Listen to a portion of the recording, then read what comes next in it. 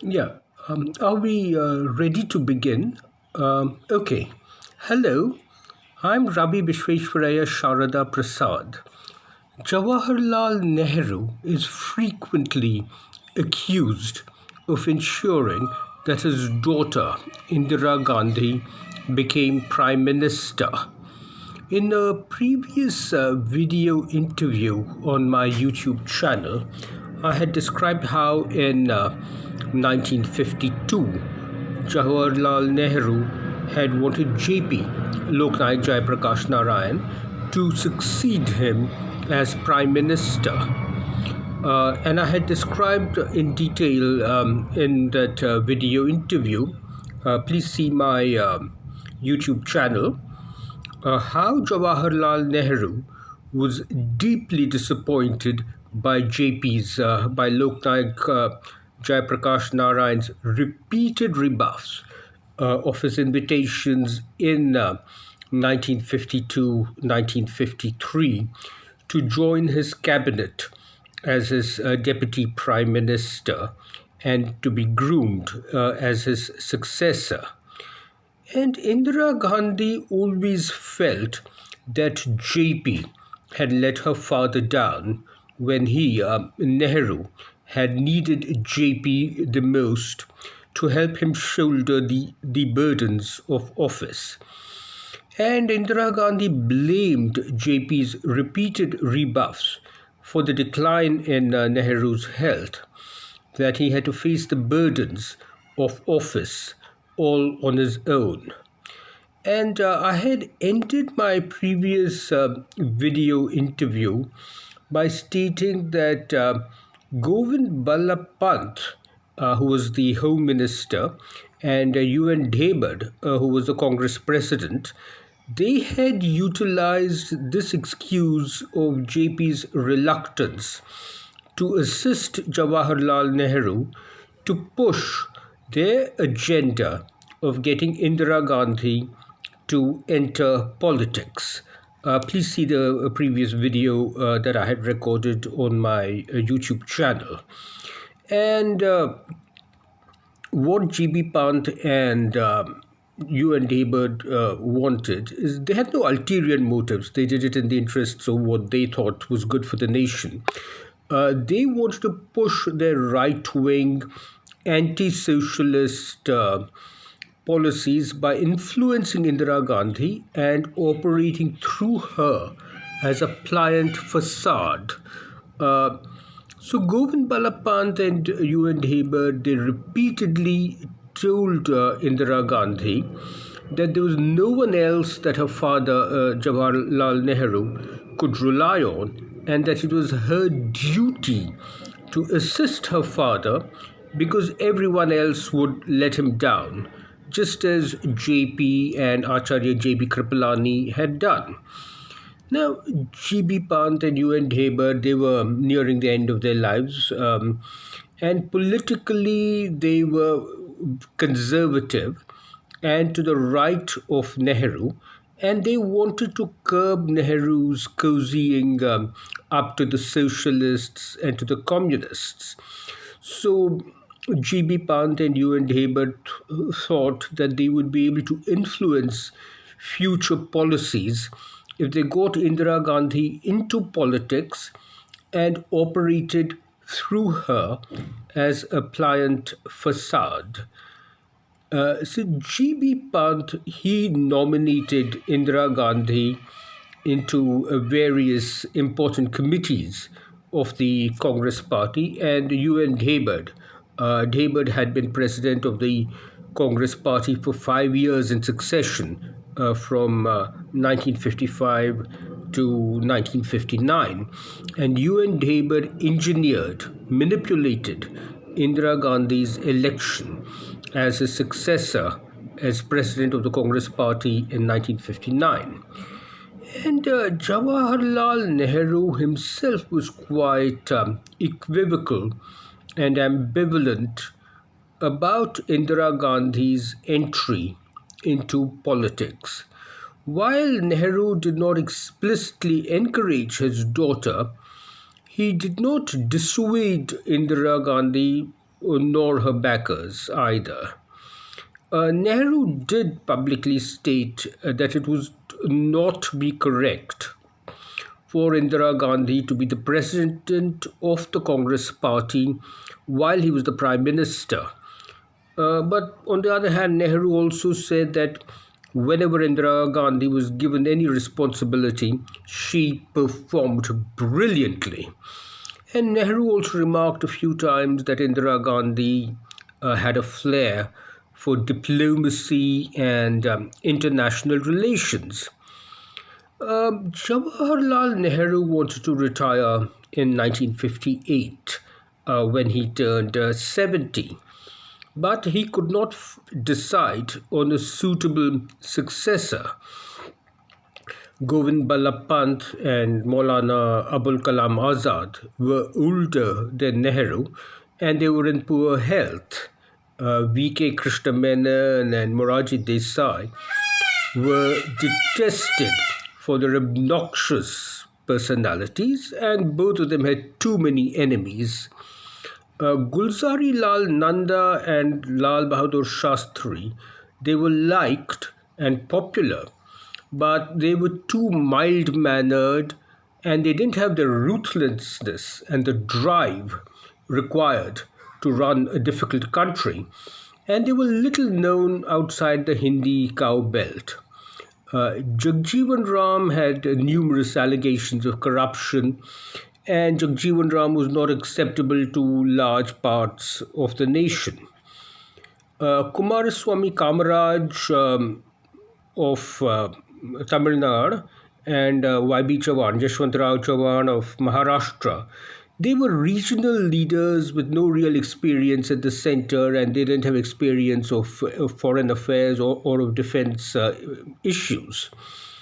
Now, after Indira Gandhi was made the Congress president in 1959, keeping Jawaharlal Nehru in the dark, G.B. Pant and Indira Gandhi, they ousted the communist government in Kerala by actually inciting the riots in Kerala there and then claiming that the communist government in Kerala could not handle the law and order situation there.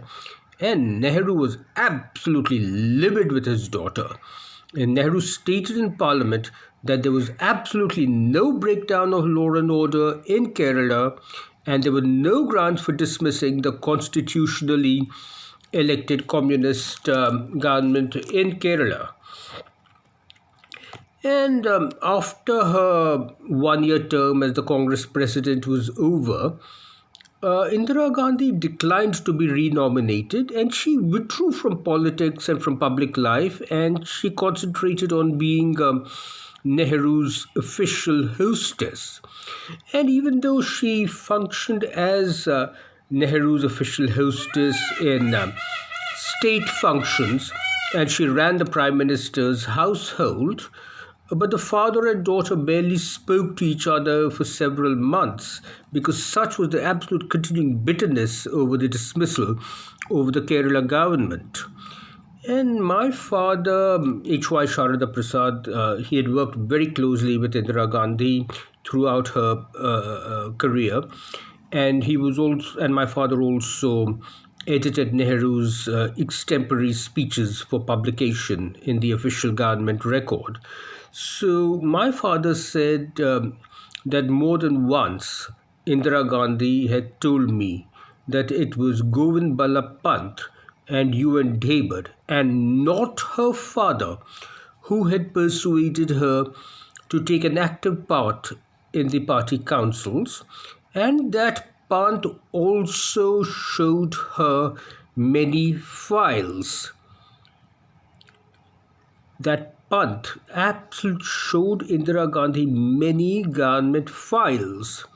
And my father, HY Sharada Prasad, he added, there was one corroborative piece of evidence to support her assertion that she had not foreseen that she might one day be called upon to hold the top spot.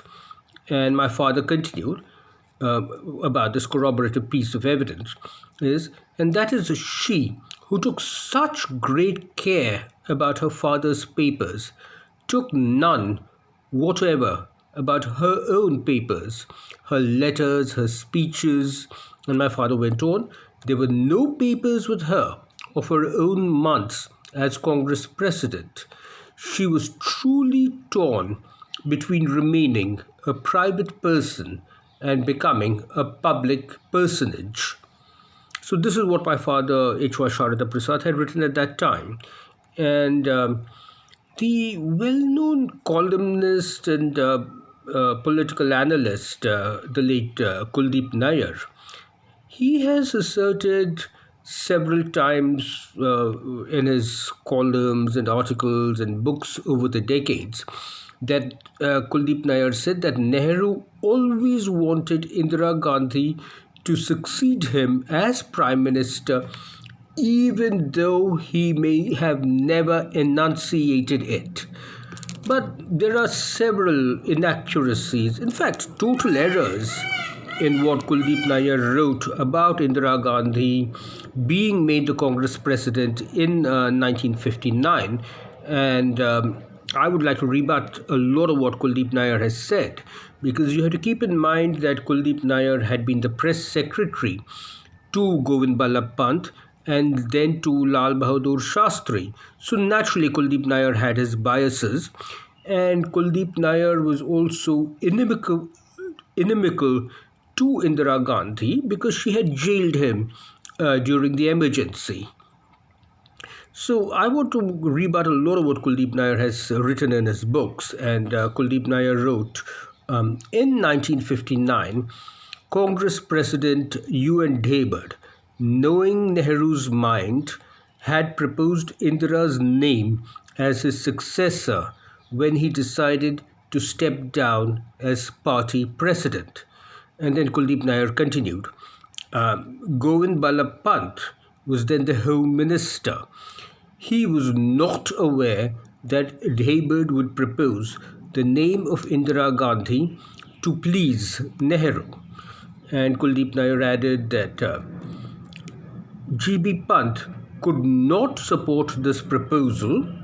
He was careful not to oppose Nehru's daughter directly, but Pant argued that her frail health would come in the way of the extensive travels that the Congress president was required to undertake. And Kuldeep Nair goes on, raising his voice, Nehru told Pant, she is healthier than both of us and could put in longer hours of work. And Kuldeep Nair concluded, there was no further discussion. Indira Gandhi was unanimously elected party president, and thereby she crossed the first major hurdle to the prime ministership. So this is what Kuldeep Nair wrote in his books. And these statements of Kuldeep Nair are totally wrong, because it is actually Govind Ballabh Pant who brought Indira Gandhi into politics in order to counter Nehru's leftward drift towards the socialists and even towards the communists. And Kuldeep Nair's statement about Pant's remarks about Indira Gandhi's health is also inaccurate.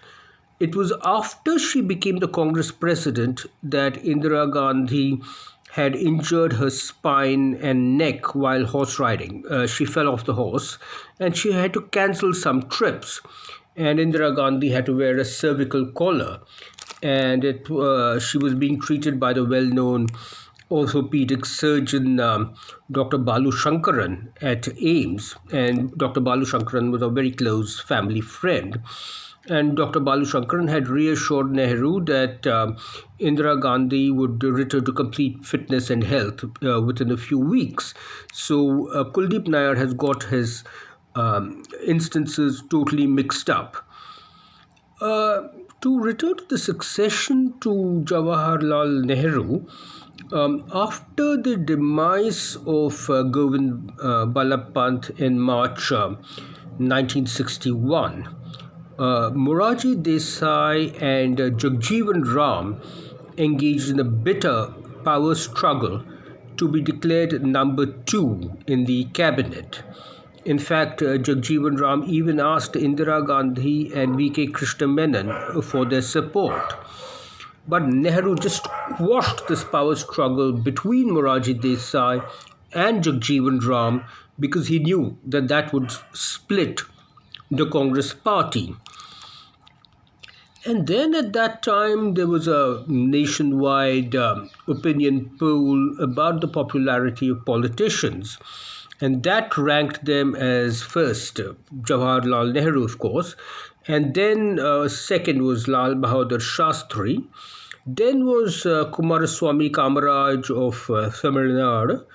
And fourth was Indira Gandhi. Indira Gandhi was fourth in the national popularity list, well above all the other cabinet ministers, except for Shastriji, who was ranked second only to Nehru in this popularity poll. So Biju Patnaik, he urged Nehru to make Indira Gandhi the cabinet minister for external affairs and to anoint her as his successor. But Nehru immediately shot down this proposal of Biju Patnaik. He just shot it down straight away. And using this popularity poll, all the sycophants in the Congress party, they urged Indira Gandhi to contest the 1962 Lok Sabha elections. But she was very reluctant to contest, and Nehru firmly put his foot down.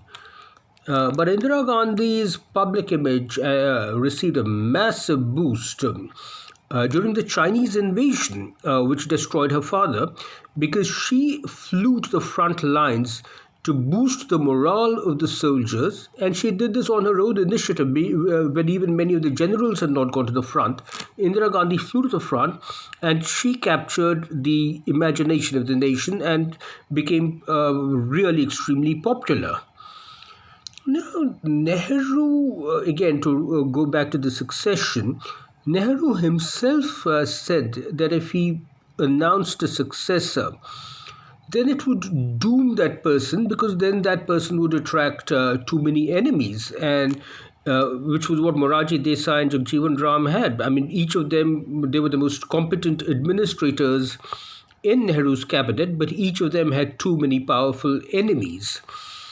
And in fact, by then, Nehru had become very wary of grooming a successor after his very negative experience with JP, with Jayaprakash Narayan in 1952, 1953. And my father, HY Sharada Prasad, had written about this in detail at that time as well as subsequently. And Nehru had given his confidants the example of Winston Churchill grooming Anthony Eden for long years, about 20 years, to be Churchill's political successor.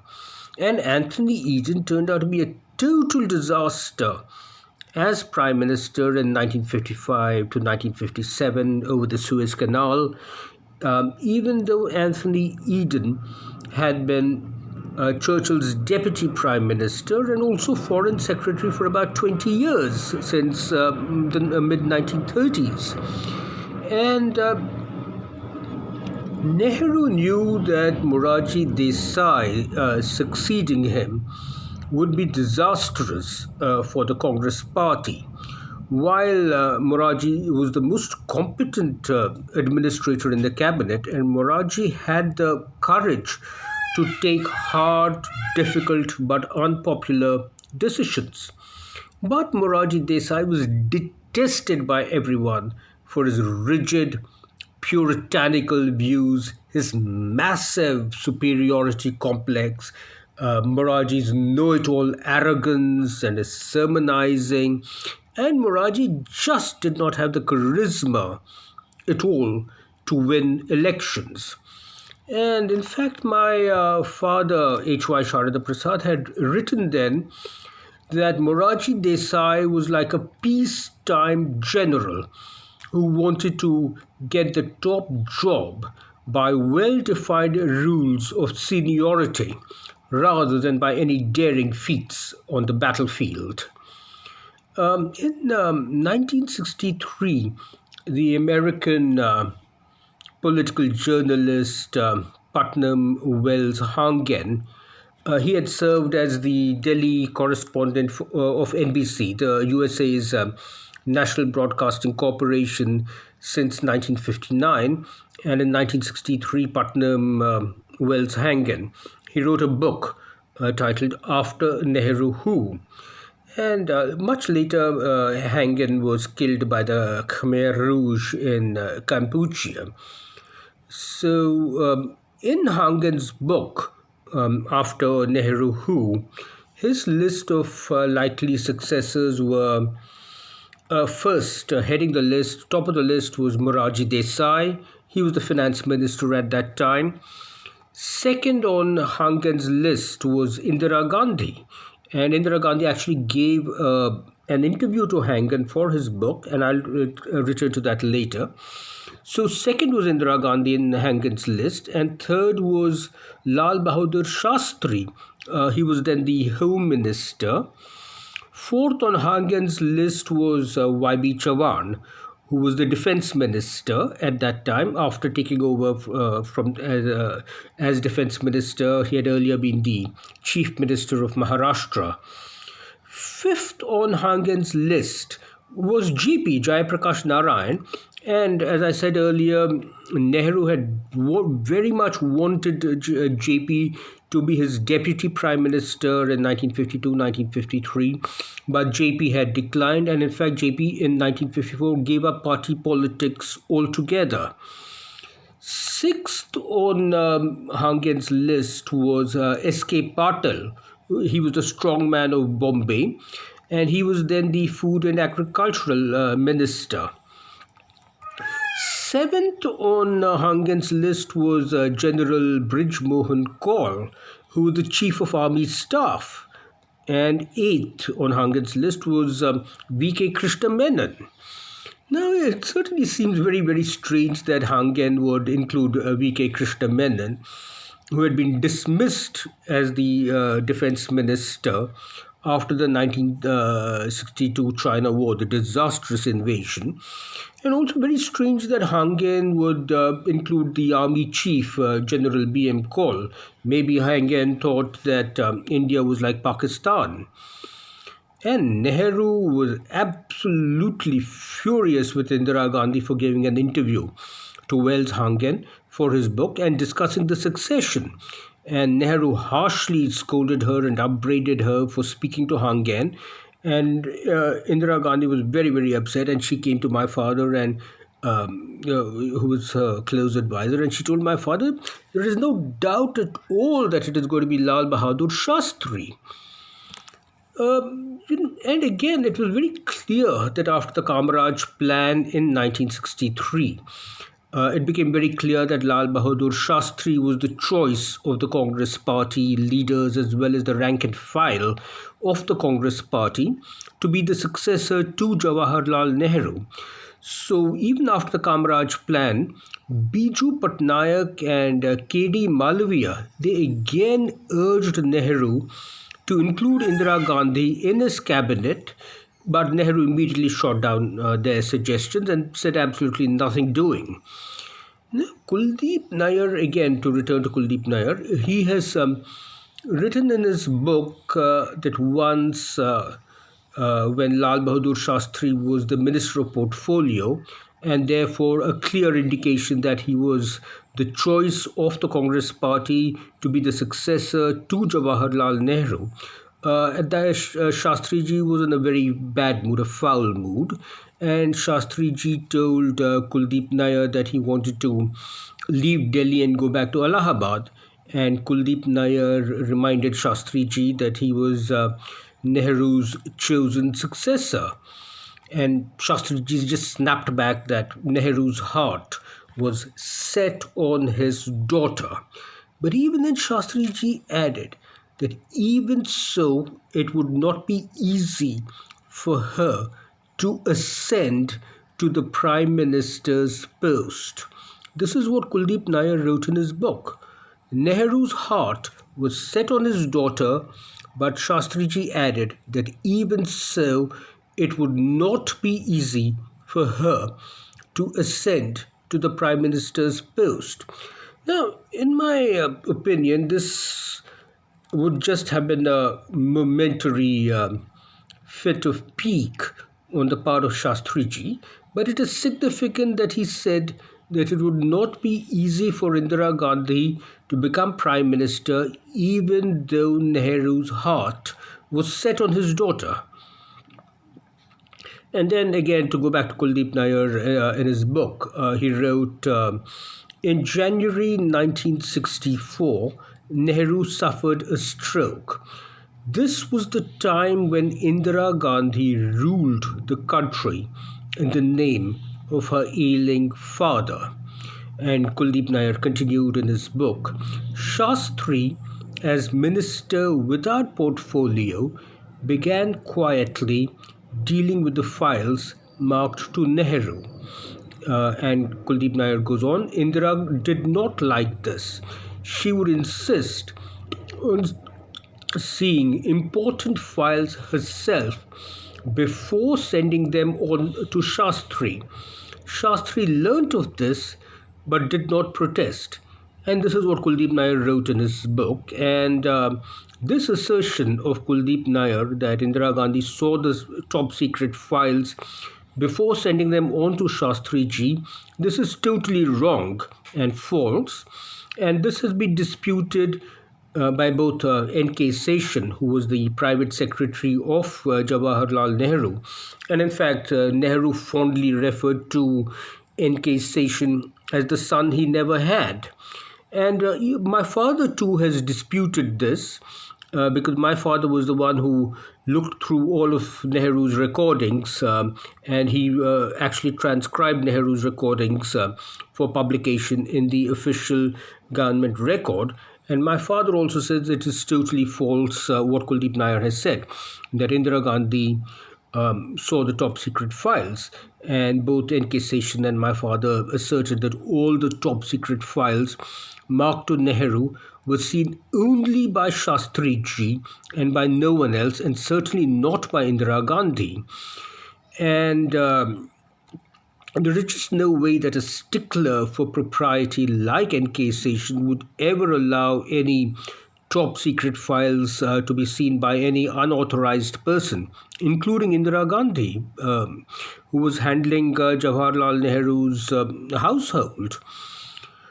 At that time, T.T. Krishnamachari, who had been the finance minister earlier, so T.T. Krishnamachari suggested to Nehru that Shastriji should take the help of Indira Gandhi, and the severely ailing Nehru just shrugged off the suggestion of TTK.